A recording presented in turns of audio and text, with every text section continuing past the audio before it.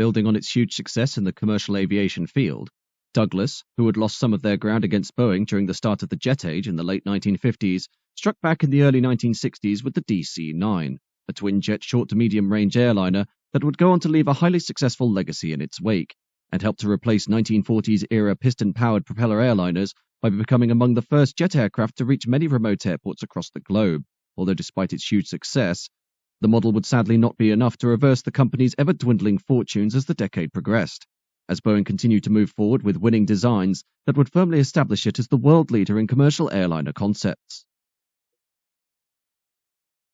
By the mid-1950s, the Douglas Company had a commanding role in the world of civil aviation, having risen to phenomenal success during the 1930s and 40s with their Douglas DC-3 twin-engine propeller airliner, before building on this world-beating model with subsequent designs, including the DC-4 and DC-6, all while the rival Boeing remained largely out of the commercial airliner race, as they focused on delivering military models during World War II and the later Cold War from 1948, their only ventures into the realm of civilian transports during the late 1940s being simple conversions from wartime bomber designs such as the Boeing 377 Stratocruiser, which took many of its underpinnings from the B-29 Strato bomber, which had delivered the atomic attacks on Hiroshima and Nagasaki during the closing days of the conflict. This all changed, however, in 1958, when Boeing, amid winning a contract to supply the United States Air Force with a jet-powered air-to-air refueling tanker, explored the possibility of utilizing this design for civilian purposes, and after 4 years of development released to the public the Boeing 707, an airliner that, while not the first jet-powered civil aircraft to take flight, took the market by storm through its mixture of exceptional performance and incredible practicality, rewriting the book on modern commercial aviation and seeing sales success with nearly every major carrier on Earth, the 707 catching Douglas napping, as while they had investigated the possibility of creating a jet-powered commercial airliner, they believed that, in the wake of several disasters relating to the preceding British de Havilland Comet jet aircraft, the market wasn't ready for a mass influx of jet-powered models, only taking Boeing's proposal seriously when several major American carriers abandoned Douglas's own DC-7 four-engine propeller airliner in favor of the upcoming 707, leading to the hasty development of the rival Douglas DC-8, which was launched in 1960. Although this model proved to illustrate many notable problems in its design, most notably a pervasive issue of drag, which meant its performance was hampered when compared to the 707, an initial commercial stumble that would cost Douglas dearly in the long run, as its $450 million development costs could only be covered by their commercial airliner sales, while Boeing had the benefit of both civil and military contracts with which to share the financial burden. In the meantime, on the other side of the Atlantic, the French builder, Sud Aviation, had pioneered the entry of jet aircraft into the world of regional airliners with their Caravelle twin-engined model of 1955, a design that saw major traction in Europe, Asia, and Africa, but not so much in the United States, with the only orders for the new Caravelle aircraft in America coming in the form of 21 units being purchased by United Airlines. Douglas, who were now observing Boeing's early design work in creating a similarly sized regional jet called the Boeing 727, having not the funds available to fully dedicate themselves to creating a brand new rival model due to the costs of developing the DC-8. The company instead examining the possibility of entering into a partnership with another builder so as to conceive a potential rival to the Boeing 727. The result was an agreement signed in 1959 between Douglas and Sud Aviation, wherein the former would work as sales agent for Caravelles being sold in the Western Hemisphere, while the latter, based on the commercial interest of the Caravelle in North and South America, would allow Douglas a license to build these units at their Long Beach factory, the two manufacturers jointly developing the Caravelle 10A version of the model, of which 20 were ordered by Transworld Airlines or TWA, although this was unfortunately dropped soon after when TWA opted instead to purchase the homegrown Boeing 727, leading ultimately to the Franco-American partnership collapsing at the end of 1961, forcing Douglas to explore the potential for developing a regional version of the DC-8 by themselves. Douglas project engineers initially considering a scaled-down version of the DC-8 with 4 engines, until it was found that operating 4 engines on short-haul routes would be seriously uneconomical, thereby leading instead to a twin-jet concept that originally took a guise similar to that of the later Boeing 737, with 2 engines mounted in pods beneath the wings, although eventually, based on the improved performance of rear-mounted engines for operating into remote airstrips where there was an increased possibility of dirt and debris ingress, the Douglas engineering team opted to take on a rear-engined configuration with a corresponding T-tail that mimicked the proposed BAC-111 airliner being developed in Britain during May 1961, the 111 now becoming the most viable competitor to the DC-9 in terms of both design and commercial potential, with BAC having seen huge successes previously in this market segment with the Vickers Viscount turboprop a decade earlier. On April 8, 1963, Douglas formally announced the launch of the DC-9 as a 90-seat rear-engine T-tail airliner, but not a single order was taken for the proposed model, as the BAC 111, which made its maiden flight 4 months later, had already raided the airlines of the United States in terms of sales, with carriers such as Mohawk and Braniff already committed to buying a clutch of units for work on their Midwestern routes to regional centers, with further insult added to injury when, in May 1963, American Airlines declared that they too would be taking on a small fleet of BAC 111s for use in the Northeast United States between Washington, D.C., Baltimore, New York, and Boston. This move prompting the federal government to act by way of its aviation arm, the Civil Aeronautics Board, or CAB, the official regulator of the American airline industry, and one which held a strong influence over what airliner models U.S. carriers could procure for their services, the CAB implementing on carriers such as Mohawk and Bonanza Airlines stiff restrictions on the use of these jets as part of their fleet, which were not implemented on the equivalent Boeing 727 by other airlines, while also directly banning companies such as Ozark and Frontier Airlines from buying the 111, but would permit their ordering of the upcoming DC-9, leading to the US government being accused of protectionism. The domination of the BAC 111 over the DC-9 didn't last long, though, as on October 22, 1963, 111 prototype, Golf Alpha Sierra Hotel Golf, crashed while undergoing tests due to the phenomenon known as deep stall, wherein the presence of the wings ahead of the T-tail blocks the flow of air over the elevators, and thus led to a situation where the aircraft entered a sustained stall from which no recovery was possible, which, aside from killing several key members of the 111's design team, led to the start of a lengthy study as to the ways of mitigating deep stall that pushed the commercial service entry of the 111 back by at least 2 years, while at the same time giving several carriers cold feet as to the safety of the British regional jet, as the loss of the airliner brought back harsh memories of the Comet disasters 10 years earlier, leading to Delta Airlines and major Viscount operator TransCanada Airlines to drop their 111 orders for a slew of Douglas DC-9s. This last-minute clutch of orders by these two major carriers essentially saving the entire DC-9 project, as commercial interest in the model remained vague. The fundamental underpinnings of the DC-9 were the adoption of a rear-engined high tailplane configuration that allowed for low cabin noise levels, an uncluttered wing for full-span large flaps and leading-edge slats, and better asymmetric performance in the event of an engine failure, while its lower profile meant stronger, shorter landing gear could be used for operations into rough or improvised airports, and the higher-mounted engines, as protected by the presence of the wings, meant the possibility of ingesting debris or dirt at unpaved runways was reduced when compared to the underwing pod-mounted engines, the DC-9 taking on a moderately swept wing of 24 degrees to provide a fair cruising speed and good airfield performance, and was fitted initially with double-slotted trailing-edge flaps and no leading-edge slats, although the latter would be introduced on subsequent models, while in order to combat deep stall, the sharing of accident information from the crash of the BAC 111 prototype led to an increase in the size of the DC-9's tail by 20%, an additional underwing fence, and amendments to the shape of the wing's leading edge. To ensure that the model had a higher capacity and more spacious cabin interior than the BAC 111, Douglas integrated into the DC-9's design a double-bubble fuselage cross-section, giving a marginally wider cabin and cargo hold that could accommodate 5 abreast seating throughout, while the fuselage of the initial DC-9-10 was 104 foot 4 inches long, and adopted the nose and cockpit design of the larger DC-8, although this was configured for 2 pilots by eliminating the flight engineer's position, the DC-9's fuselage being of such a design that it allowed for the easy adoption of stretched configurations in the future so as to tailor the model for the ever-changing marketplace, Douglas also being conscious of the fact that, as it would be operating to airports with limited ground facilities, the airliner needed to be able to work independently of air stairs or other such provisions, thereby leading to the installation of a tail-mounted APU or auxiliary power unit, front passenger door air stairs, and ventral stairs in the tail, as per the Sud Aviation Carvel, Boeing 727, and BAC 111, which was combined with overwing exits and even a jettisonable tail cone through which passengers could escape in the event of an emergency. Power for the DC-9 being initially D-rated 12,000-pound thrust versions of the Pratt & Whitney JT8D-5 turbofan engine, which was slightly lighter and offered a lower cost per seat mile figure when compared to the Rolls-Royce Spey engines adopted by the BAC 111, thus illustrating the willingness of Douglas to provide light but high-power engines that were easily adaptable to enlarged versions of the twinjet that could be developed with minimal time input when compared to a brand-new airliner.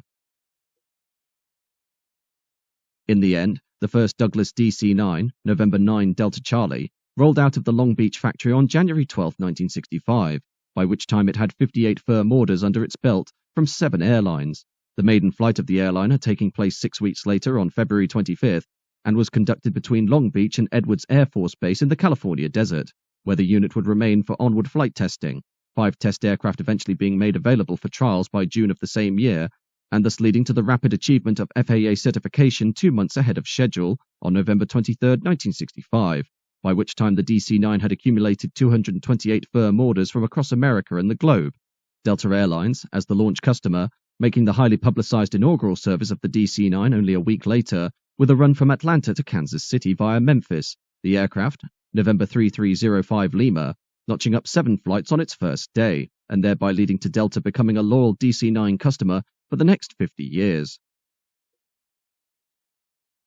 Of course, the DC-9 wouldn't sit alone in its marketplace niche for long, as in response to a requirement by Lufthansa to develop a 100-seat jet airliner, Boeing launched in 1965 the 737 project, which would come to pass in 1967 as the initial 737-100, a stubby airliner that adopted a widened version of the Boeing 707 and 727's fuselage so as to accommodate 6 abreast seating. Although despite much promise, the original Boeing 737-100 was not the sales success the Seattle-based aircraft builder was looking for, as its small capacity, combined with the fact that the equivalent DC-9 had been on the market for 2 years prior to its launch, meant there was very little commercial interest in this early variant, the 737's struggling sales only being alleviated following the release of the enlarged 737-200 in 1968, while the BAC-111 of the UK, though having ironed out many of the faults of the original prototype, had irredeemably lost its time advantage over the DC-9 and was now of little major interest by potential customers, essentially knocking Britain out of the race for airliner market dominance. The initial success of the DC-9-10 led inevitably on to the development of stretched versions that would exploit the airframe's innate ease of expansion, with market research for high-capacity trunk routes along the eastern seaboard of the United States, as well as services between European capitals, leading to the creation of an airliner that inserted a 14-foot 9-inch fuselage plug that allowed for 5 additional rows of seating, and thus increased capacity for the model overall to 119 seats and an expanded baggage hold load of 50%, this being combined with other changes to the airframe, including a 4-foot larger wingspan, which incorporated a new, sharper leading edge, full-span leading edge slats, and a reshaped wingtip. This mixture of leading edge slats and 14,000-pound thrust JT8D engines, meaning the resultant DC-930 could both carry additional passengers, but at the same time fly further and not sacrifice on its excellent airfield performance when compared to the DC-910. The first flight of the enlarged DC-930 taking place on August 1, 1966, with service entry for the type taking place 6 months later on Eastern Airlines' lucrative shuttle service between Washington, D.C. and New York, the carrier taking on 72 examples of the type and operating them until their eventual bankruptcy in 1990, while at the same time usurping another potential order from the proposed stretch version of the BAC-111, dubbed the 111-500, as unlike BAC, which would only offer the 111-500 wholesale, Douglas granted Eastern short-term leases on DC-910s ahead of the carrier accepting the DC-930s, meaning Eastern's flight crews had experience with the DC-9 prior to taking on the stretched version further down the line, Douglas also taking full advantage of the wider double-bubble fuselage cross-section by placing the cabin floor lower than what was found on the 111, providing more room at shoulder height without sacrificing freight capacity. The DC-930 thus only added to the myriad of buyers lining up at the builder's door for the revolutionary twinjet, with orders coming from Air Canada, Alitalia, Bonanza Airlines, Continental Airlines, Delta, Eastern, Hawaiian Airlines, KLM, Swissair, and Transworld Airlines, among others, many of these clients again being stolen from BAC and their 111, while against an original sales forecast conducted at the project's launch in 1963 of 400 units sold within the first 10 years, by 1967 Douglas had managed to successfully deliver 424 examples from its Long Beach factory to customers all over the world, although this commercial performance was queered by management decisions conducted by the Douglas executive team, in that, so as to remain strongly competitive in a market which had no real competitors, the DC-9 was priced too low, and early deliveries to customers were promised, thus meaning sales exceeded the building capacity of Long Beach, and, against the background of rising tensions in Southeast Asia, which would subsequently lead to the start of the Vietnam War, Douglas, as a major military contractor, was forced by the US government to invest more of its efforts into products for the Air Force, Navy, and Army. These factors combined, together with problems hiring staff, spiraling assembly costs, and serious lags in the supply chain, meaning Douglas was losing, on average, $1.25 million on every DC-9 built, while at the same time having to pay off the $100 million development cost for the model.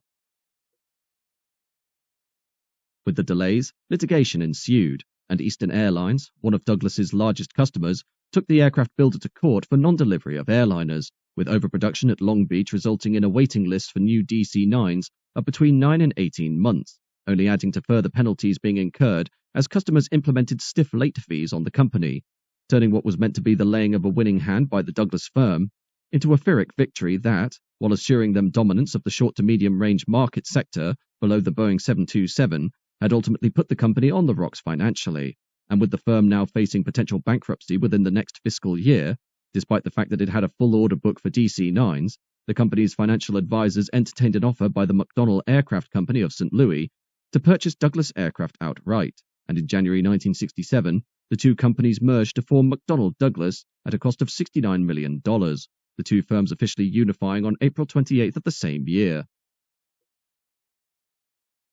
Regardless of the rapid merger, the financial woes, and the litigation of disgruntled customers, the DC-9 continued to rack up sales, and on March 26, 1966, the first examples entered service in Europe under the flag of Dutch national carrier KLM, which christened their first unit City of Amsterdam, and thereby cementing their continued loyalty to the Douglas company, which had begun 30 years earlier with the DC-2 and encompassed every DC model of the builder's range, including the rare and exclusive DC-5 of 1940, of which only 12 were ever built, KLM eventually adopting a fleet that comprised almost exclusively McDonnell Douglas jets, with only a pair of recently introduced Fokker F-27s disrupting the monopoly, while Swissair was also a major user of the DC-9, taking on an initial batch of 5 units before expanding their fleet to 29 examples by 1970.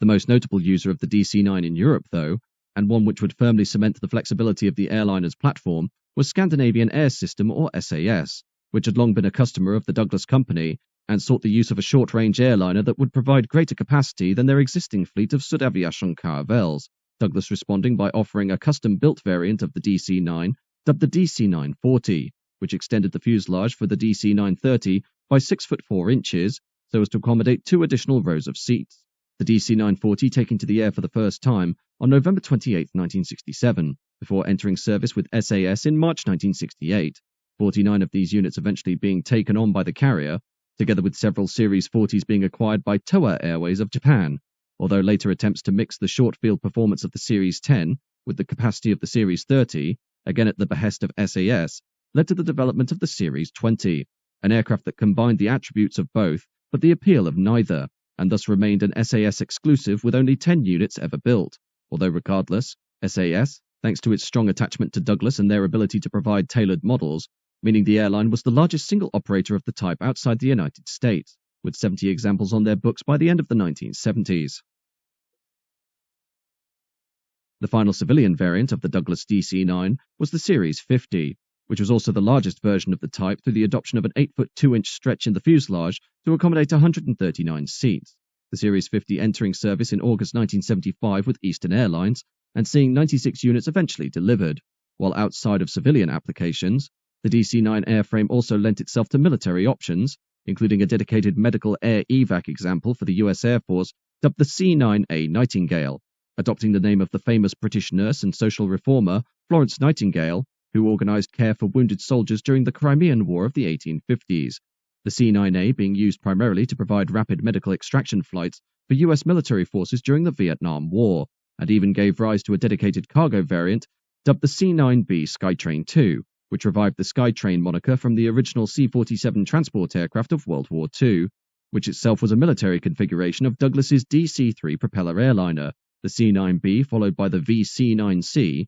which was a dedicated executive transport version of the model that was used by the federal government for the transport of various high-ranking politicians, but was primarily used to transport the First Lady, and often flew under the designation of Air Force 2.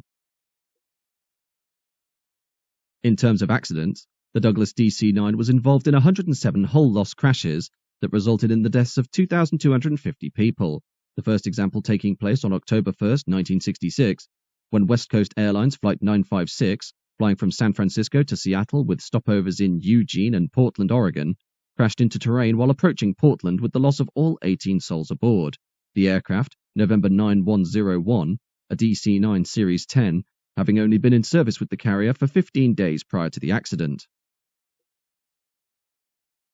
On March 16, 1969, Viasa Flight 742, operating from Simon Bolivar International Airport in Caracas to Miami, Florida with a stopover in Maracaibo, struggled to climb away from Maracaibo due to overloading and struck a power line after it had left the runway, causing the aircraft to crash down into the La Trinidad district of the city, where it destroyed dozens of houses on impact and sparked a post-crash fire that consumed dozens more, as ill-equipped fire services were unable to contain the blaze, resulting in the deaths of all 84 aboard the aircraft and a further 71 on the ground, thereby making it the worst accident involving the DC-9 and the worst accident in aviation history at the time, a tragic honor it would maintain for 2 years until the crash of Al Nippon Airways Flight 58. On January 26, 1972, JAT Flight 367 from Stockholm to Belgrade with a stopover in Copenhagen was blown up mid-flight while flying over the Czech Highlands by a time bomb planted by a suspected member of a Croatian nationalist paramilitary group, which caused the aircraft to disintegrate and thus resulted in the deaths of 27 of the 28 aboard the airliner, flight attendant Vesna Volovic holding the record for having survived the longest fall in history without a parachute at 33,300 feet, when she was pinned against the rear bulkhead by a food trolley, which stopped her from being sucked out of the airliner alongside the other members of the passengers and crew. While due to her low blood pressure, she rapidly passed out and was thus able to survive the depressurization, which would have otherwise caused her heart to explode, the rear fuselage of the DC-9 landing at a smooth angle in a wooded area, which ultimately cushioned the impact and meant Volovic was able to escape the disaster with severe injuries, including paralysis below the waist, from which she gradually recovered over the ensuing months, returning to work at JAT with a desk job in September of the same year, due to her sudden fame precluding her ability to work efficiently as a flight attendant, Volovic eventually being fired from JAT in the early 1990s when she began to make anti-government statements and work as an activist during the breakup of Yugoslavia, before finally passing away at the age of 66 on December 23, 2016. Another notable crash for the DC-9 came on September 10, 1976, when due to an error caused by air traffic control, Inex Adria Aviopromet Flight 550, a DC-9 Series 30 en route from Split to Cologne, struck British Airways Flight 476, a Hawker Siddeley Trident 3B en route from London Heathrow to Istanbul, while over Zagreb in Yugoslavia, the last 5 meters of the DC-9's wing, slicing through the Trident's cockpit and forward cabin, and thus leading to both airliners plummeting from the sky. The DC-9, with over a third of its port wing having been lost, immediately plunging into an uncontrollable nosedive and slamming into the ground with the loss of all 113 aboard, while the Trident, having suffered an explosive decompression, lost the forward portion of its fuselage and descended at a shallow angle in a nose-up stall until striking the ground approximately 25 miles southwest of where the DC-9 had crashed, killing all 63 aboard, although for the latter, a young boy and a baby are known to have been recovered alive from the wreckage by local farmers and villagers who came to assist, but both were pronounced dead before emergency services could arrive. The latest accident involving the DC-9 took place on July 6, 2008, when USA Jet Airlines Flight 199, operating from Shreveport, Louisiana, to Saltillo Plan de Guadalupe Airport in Mexico, crashed approximately 800 meters short of the runway on final approach due to poor weather conditions, the fatigue of the late-night flight, and an inexperienced co-pilot, leading to the death of the captain and the severe injury of the first officer. Ultimately, the Douglas DC-9 remained in production until 1982, by which time McDonnell Douglas, as part of their investigations into extended-length variants of the largest DC-9 family member, the DC-950, decided that, rather than simply having their new model be another subsidiary version of the original DC-9, as per its original DC-9 Super 80 designation, it should instead form the basis of a brand new range of aircraft dubbed the McDonnell Douglas MD-80, an airliner that would help to revitalize the firm as a rival to Boeing and their market domination, but through various poor decisions, crippling external world events, and the rise of a new European opponent to rapidly displace its position on the global airliner scene, would not be enough to save McDonnell Douglas from its eventual collapse.